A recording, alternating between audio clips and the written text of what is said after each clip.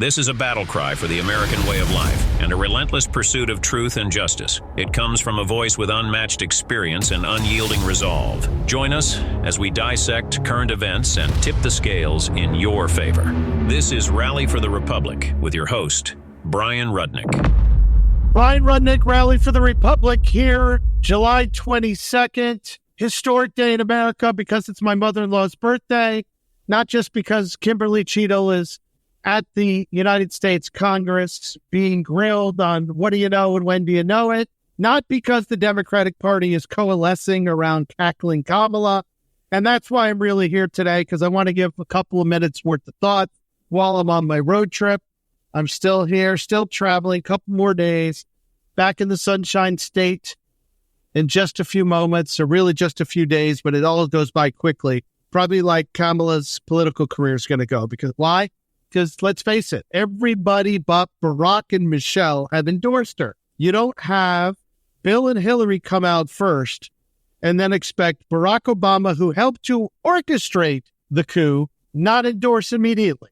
Because you've got to wonder what's going on, right? Everybody thinks the $30 million that got raised supposedly for the Democrat Party through Act Blue, their online cabal of fundraising, is going to Harris for president. Isn't it amazing that paperwork gets filed on a Sunday? It can appear publicly on a Sunday. Government has never worked so efficiently as it did yesterday.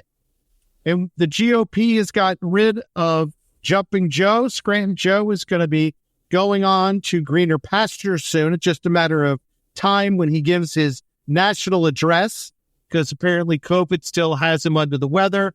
And maybe that's his signature on the paper. Some are speculating it's not.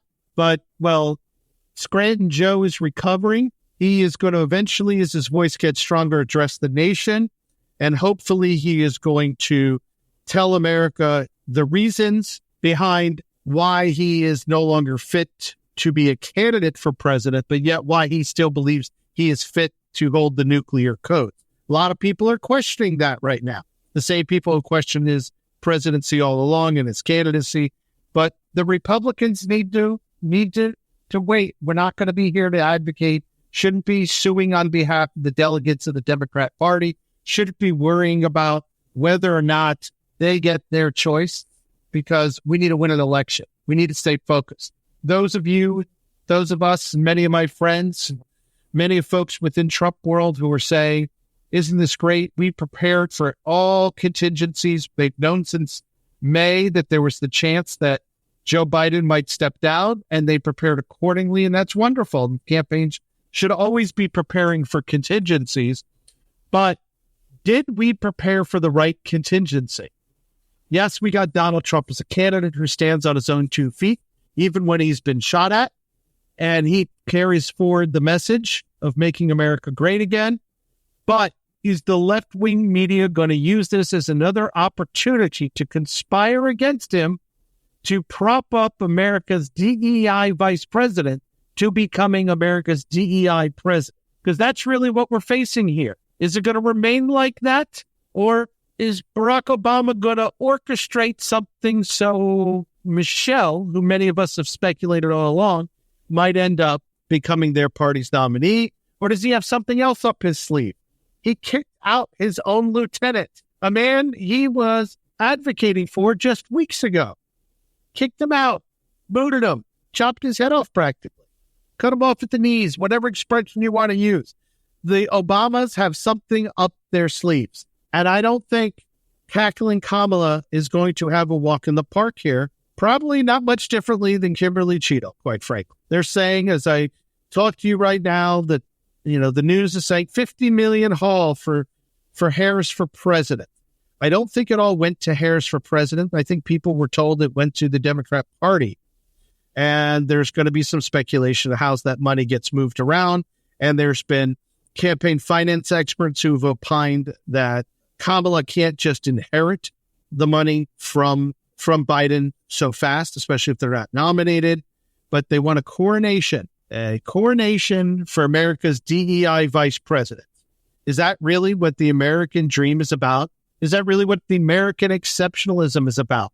Somebody who went from being on her knees to climbing to the highest offices in the land. She's basically a glorified OnlyFans girl.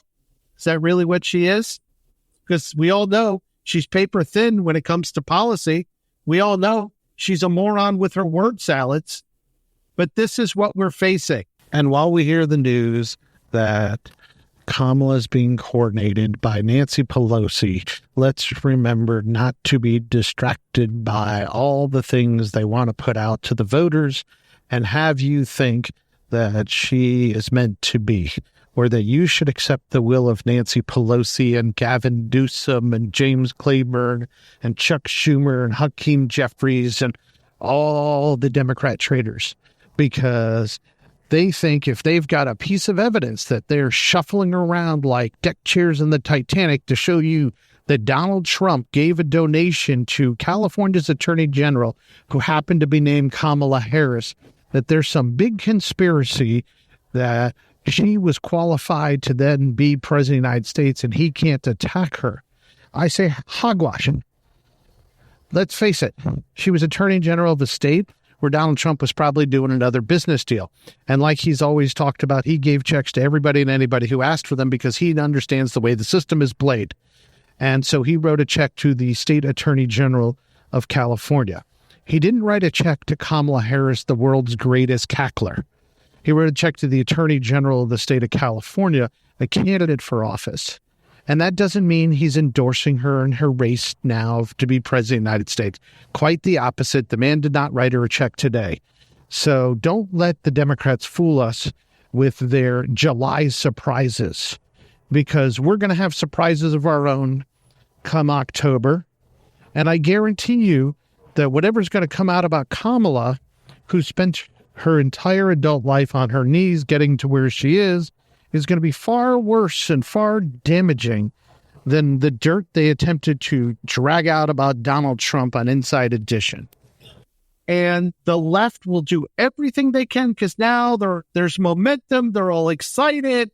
They're all lining up. The Hollywood elites, the billionaire limousine liberal donor base. They're all lining up to help Kamala have the momentum and excitement to push forward, praising the successful, unmatched record of the Biden-Harris agenda, led by a man that she herself once referred to as a racist. And to help her carry forward on that racist agenda, because let's face it, it was anti-American, it was anti-white people. You know, she's considering folks like Gretchen Whitmer, the governor of Michigan, a woman who, like Kamala, believes that abortion is the number one issue facing this country.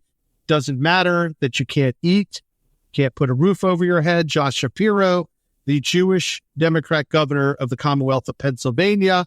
I don't know how they're going to reconcile having a Jewish vice president in the party of anti-Semitism. Did they get a blessing from Ilhan Omar and Rashida Tlaib yet?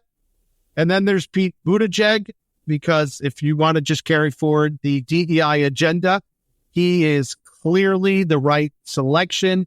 He and Chase and the baby they adopted, because 2 gay men and a baby clearly is what America's looking for stability.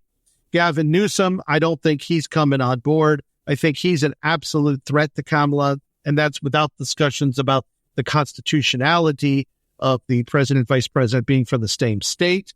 And if they want to try to downplay the DEI factor and play up, a means for going after J.D. Vance and middle America, hardworking people, they'll bring in Andy Beshear of Kentucky.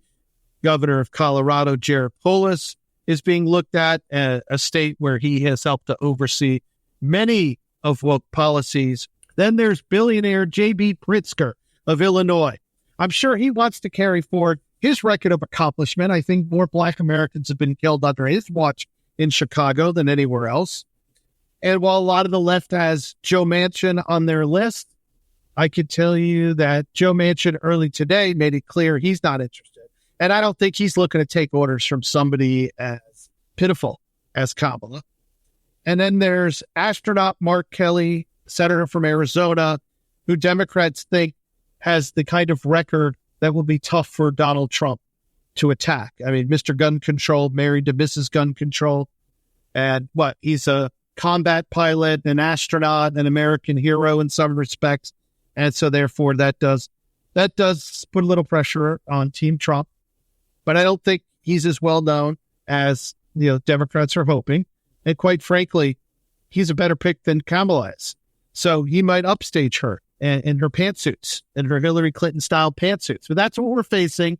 There's going to be a lot to talk about this week. I'm not going to go on and on about this. I am going to tell you that I'm just reiterating, you should all get up to New England, travel the Freedom Trail, get re-inspired by how our country was started, try to avoid the people I keep bumping into who still wear masks.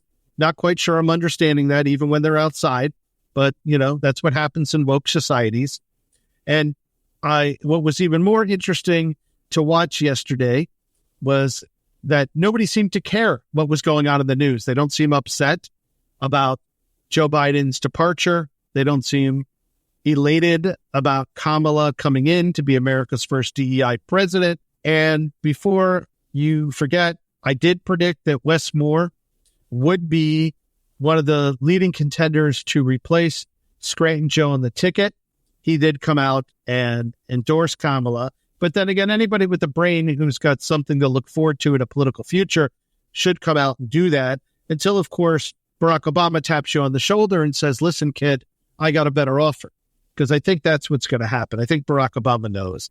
I don't think he and Michelle are big Kamala supporters. It's kind of weird that the Clintons are.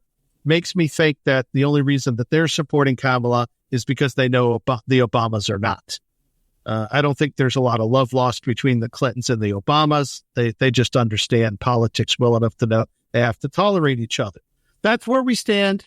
We got a Secret Service director trying to answer the questions of what do you know? When did you know it? A lot of members of Congress are calling bullshit on her answers today. Every thread I'm reading here shows one member of Congress after another, Nancy Mace and others, who've literally called bullshit on her. And I think that's going to be the feeling where even Democrats from South Boston have attacked her credibility as she is being interviewed today because they're persecuted and in front of this congressional committee. And I don't think we're hearing it all today. I don't think we're going to hear it all today because the Secret Service doesn't want to have to admit to one of its biggest failures in modern times. But the good news is they have upped their security on Kamala. They will make sure that America's first DEI president is secure. That's what we have to look forward to. I thank you for listening to this very short episode of Rally for the Republic.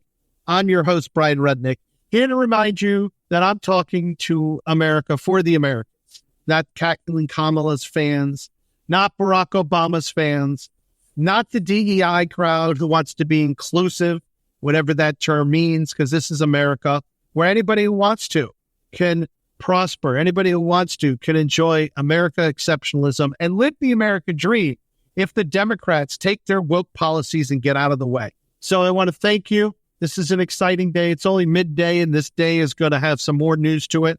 And this week is going to be historic by all means. I don't like using that term, but that's the reality. It will be historic. And I will have a lot more to say throughout the week. So thank you. God bless America.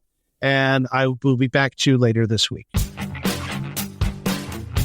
Thank you for joining us on Rally for the Republic, where we are fighting for America's future. Visit 1776coalition.com. Rally for the Republic podcast is available on Spotify, Amazon, Apple, and Google Podcasts. Don't forget to like, subscribe, and download. Join Bryan Rudnick next time as we continue to fight for the American way of life and challenge the hypocrisy. This is Rally for the Republic.